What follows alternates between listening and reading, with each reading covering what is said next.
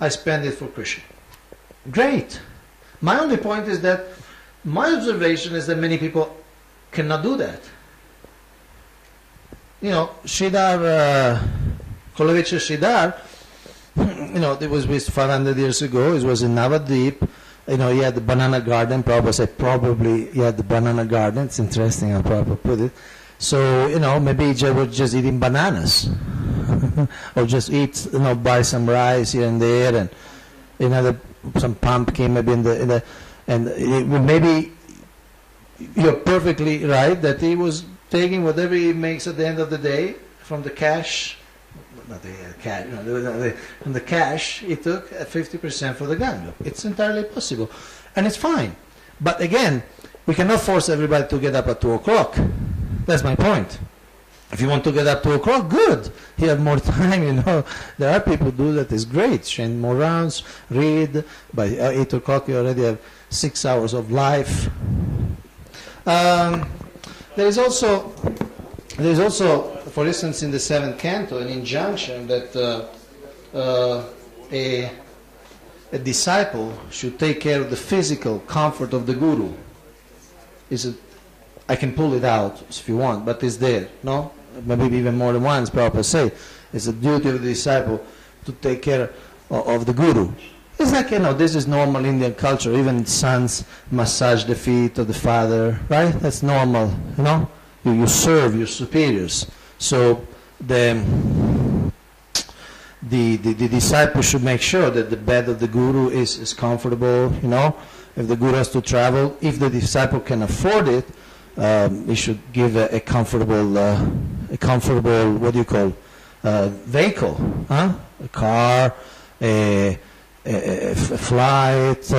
Why not business class? Why not first class? You know, the disciple may have money. Say, why this materialist should be in first class and my guru should be in the economy? You know, squeezed, you know, between one who eats chicken and one who eats beef. Follow why? So if the disciple can afford that, it's his duty to support his guru, again, guru, shiksha guru, giving some comfort. Huh? They are living their life on. Well, we should be very careful. We should be very frugal. We should be very frugal. Srila Prabhupada made the point very clearly, and he made a very clear difference in dealing with the American devotees and the Indian devotees at that time, because he was being, India at the time was a maintained yatra, okay? Was a maintained yatra by the donation of ISKCON, maintained. So he made very clear distinction that Indians, Westerner operating in India, should be very careful they spend the money, because it's the blood of other people. But in America, he was quite liberal, because they collect their money, they spend it. Sometimes they spend it in a not so wise way, but it's their money, they make it. He had a very clear, if you read certain references, very clear. So in fact, I brought up this in my article. I quote Srila Prabhupada, where he says, he wrote to a disciple, he says, yes, try to reduce the expenditures more and more. Those who are responsible should be very frugal to see that no one penny is unnecessarily spent. Okay, I just repeat. Yes, try to reduce the expenditures more and more. Those who are responsible should be very frugal to see that no one penny is unnecessarily spent. So I agree with you.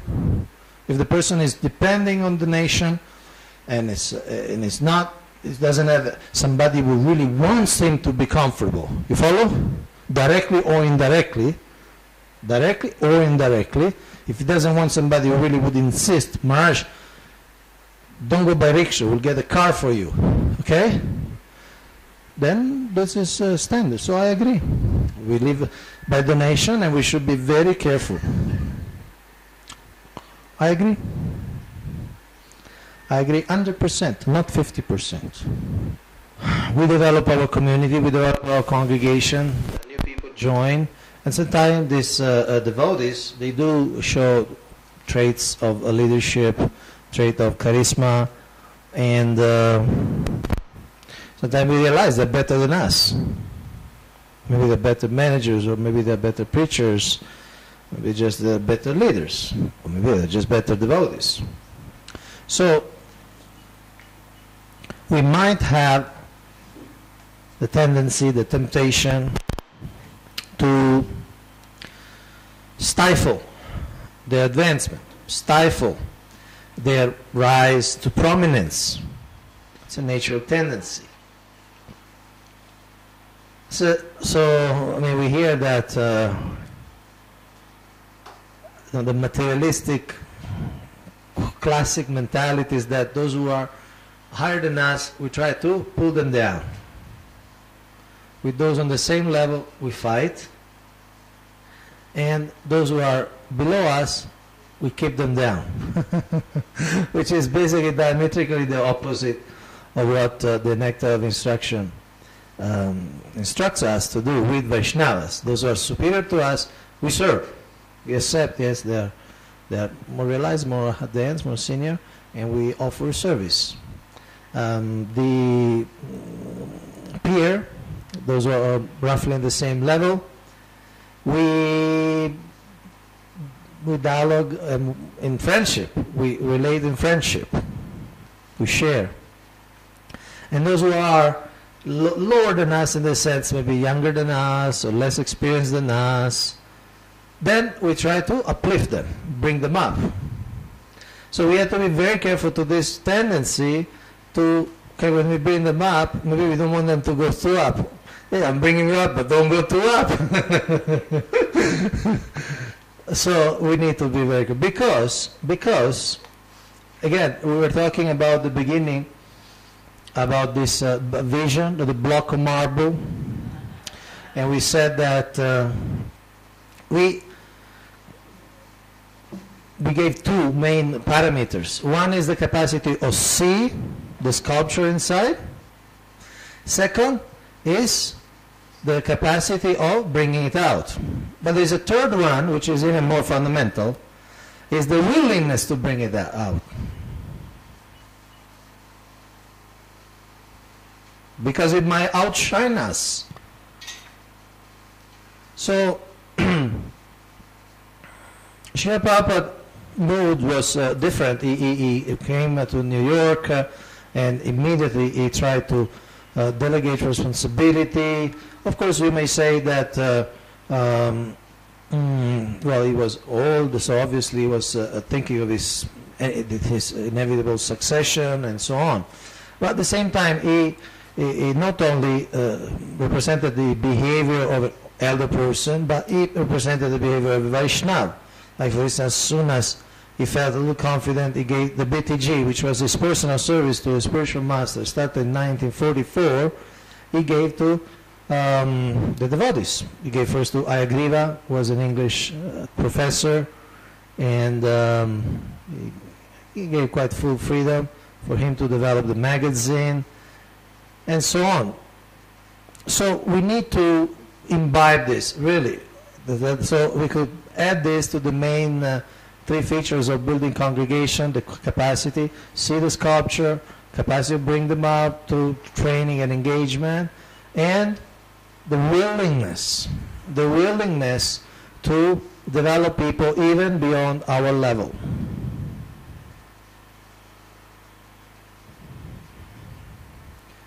We should be happy if we become an instrument to bring people to a level in which they can do more service for Krishna.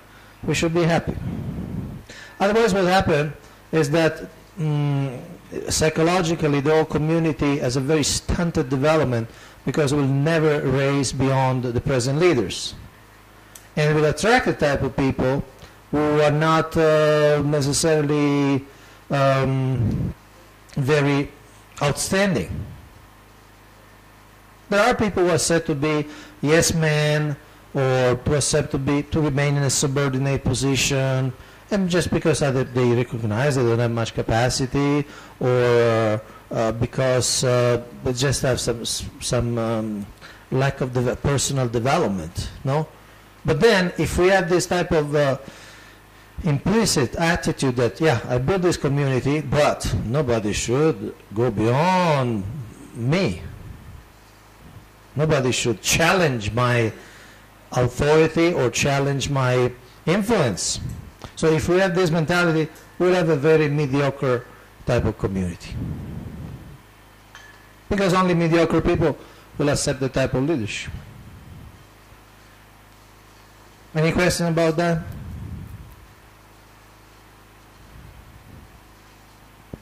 I've seen it happening. Sometime I remember seeing it in a very graphic way. There was a type of president, I can say, Madhu Pandit in Bangalore. He started, that was 97, we were just introducing the idea of Bhakti Vriksha in ISKCON, 97, 98. So he started Bhakti Vriksha, so he had groups. He put some senior, a relatively senior congregation of devotees, grihastas, in charge of the different groups. And then obviously the group members started becoming affectionate, started becoming attached to their group leaders, obviously, and because they're instructing mentors, they were senior friends. Every week they would spend time together, they will clarify points of philosophy and so on. So obviously they start seeing them as a reference point, as a spiritual authority. And somehow it seems that he couldn't take it. That he just couldn't take it that other members in the community would also be seen as authority, especially people who would not live in the temple.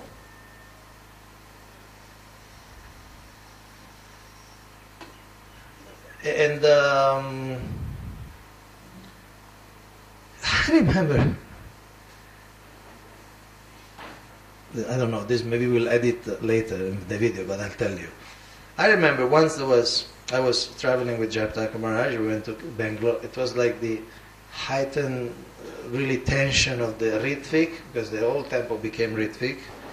And then there was like a challenge. One side the temple and all the brahmacharis, one side Jayapataka Maharaj, and I was there with him as a accompanier, as a secretary, as a servant. And there was a lot of, all these kind of Ritvik arguments and things like that. And that was one day. There's another day, there was also members of the congregation, and one girl asked, and this was, see, they did not yet break out from ISKCON officially, but they were really like at that stage. So then one girl in the congregation asked Maharaj, who by the way is also the local GBC, he asked her, what should we do when we see that the temple authorities are deviating? Which was exactly what was happening, by the way.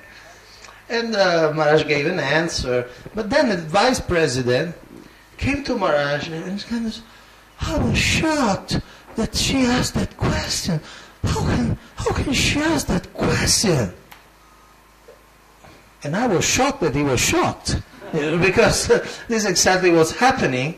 You are deviating from the philosophy, and for some people it's already obvious. And one thinking individual in the community ask a question, what should we do when we see they're deviating? And for him, it was like inconceivable.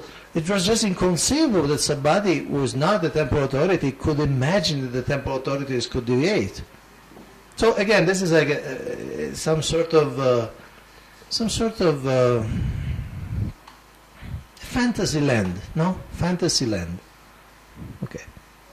So that's maybe in a very big way, in a very gross way, in a very acute way, but we should see that to avoid this mentality also in us. Because ultimately we're here to advance ourselves, engage others, and to spread Krishna consciousness. And if we somehow can nurture someone who can spread Krishna consciousness more than us, better for us, right? We get some extra credit. Okay? Okay. So, do we have everyone here? Can we have this projector on? So since